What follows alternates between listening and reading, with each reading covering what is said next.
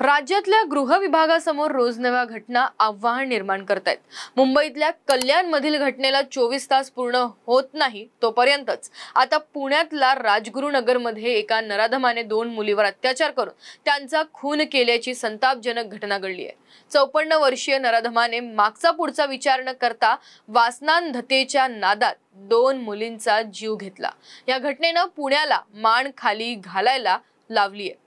ज्या राजगुरुनगरमध्ये ही घटना घडली त्या पोलीस स्टेशनच्या बाहेर नातेवाईकांनी ठिय्या मांडत आरोपीला फाशीची सजा देण्याची मागणी केली आहे। हतबल नातेवाईकांनी हंबरडा फोडत न्याय देण्याची मागणी केली आहे। काय आहे प्रकरण बघूयात या व्हिडिओच्या माध्यमातून। नमस्कार, मी वैष्णवी आणि तुम्ही बघत आहात टाइम महाराष्ट्र।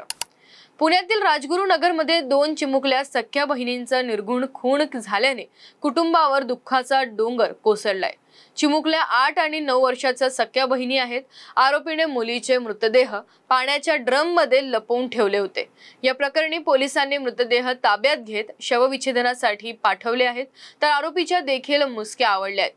आरोपी दुसरा तिसरा कोणी नसून पीडित मुलींच्या शेजारी राहणारा एक आचारी आहे। बुधवारी दुपारी 1 वाजता दोन्ही मुली राहत्या घराच्या अंगणात खेळत होत्या। खेळता खेळता त्या अचानक गायब झाल्या। यानंतर घाबरलेल्या मुलीच्या घरच्यांनी दोघींचा विविध ठिकाणी शोध घेतला, पण त्यांचा काहीच शोध लागला नाही। यानंतर सायंकाळी 5 वाजता मुलींच्या नातेवाईकांची पोलिसात तक्रार दाखल केली। पोलिसांनी अपहरणाचा गुन्हा दाखल करत तातडीनं तपास सुरू केला। घरच्या आसपासच्या परिसर पालथा घालत मुलींचा शोध घेतला, पण पोलिसांच्या हातीही काहीच लागलं नाही। रात्री 10 वाजण्याच्या सुमारास पोलिसांनी मुली राहत असलेल्या घराची आणि घरच्या वरच्या मजल्यावरील खोलीची तपासणी केली। यावेळी वरच्या मजल्यावरील खोलीत असलेल्या पाण्याच्या ड्रम मध्ये 2ही मुलींचे मृतदेह आढळून आले। दोन्ही मुलींचे पाय वर आणि डोकं खाली असलेल्या अवस्थेत मृतदेह आढळले। या प्रकरणाचा अधिक तपास करण्यात आला असता घरच्या वर राहणाऱ्या जय दासनेच हे खून केल्याचे निष्पन्न झाले। परराज्यातील दास हा त्या मुलीच्या वरच्या मजल्यावरच राहत होता। आरोपी आचार्याने पीडित मुलींना गोड बोलून वरच्या मजल्यावर बोलवलं होतं। तिथे सुरुवातीला एका बहिणीवर अतिप्रसंग करण्याचा प्रयत्न केला, मात्र त्यावेळी तिने विरोध केला आणि आरडाओरडा करण्याचा प्रयत्न केला।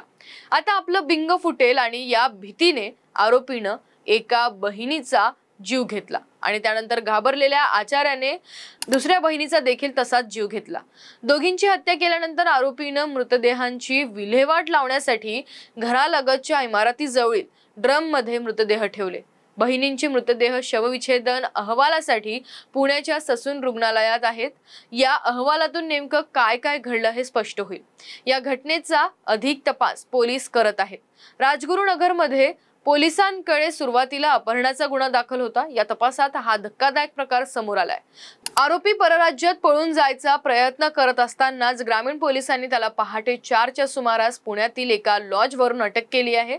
संशयित आरोपी 50 ते 55 वर्ष वयाचा आहे। मात्र पोलिसांनी आरोपीला अटक केली असली तरी नातेवाईकांनी राजगुरुनगर पोलीस स्टेशनमध्ये गर्दी केली असून मृतदेह ताब्यात घेणार नसल्याचे स्पष्ट केले आहे।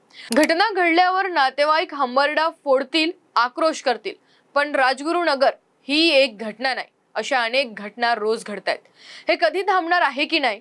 राज्यात आता लाडकी बहीण योजनेबरोबरच सुरक्षित मुलगी मोहीम राबवण्याची वेळ आली आहे। देवेंद्र फडणवीसांकडून कुटुंब न्यायाची मागणी करत आहेत। हा व्हिडिओ जर तुम्हाला आवडला असेल तर तुम्ही या व्हिडिओला लाईक करा, शेअर करा आणि टाइम महाराष्ट्राला सबस्क्राइब करायला विसरू नका। धन्यवाद।